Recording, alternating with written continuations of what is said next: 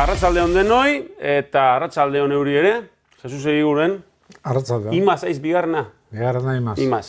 Jesus Egiguren politikari ilustrea da, denok ezagutuko duzue.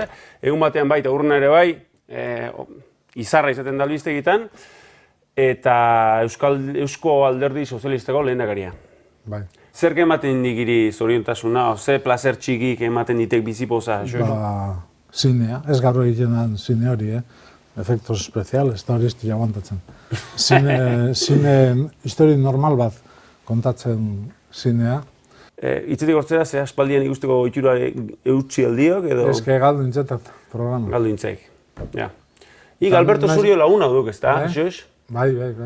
Eta ez aldiok, ezin alduke beraekin hauan batean esan, gure programari ondo letorkiokela propaganda pixkat, edo? Esan ziot, behin gehiagotan. Esan aldiok? Bai, eta gaur bertan esan ziotu izen. Bai? Egin beharra dela, dagoena dela, erderazko kanal guztik kendu, eta euskerazko kanal bat eta kalitatezkoa hori zein, Jesus, neu hortan, arrazoia. Eta esan ziot gaina. Eta ze esan dipeak? Esan ziot, gainea programa batean txek eta esan dingoit.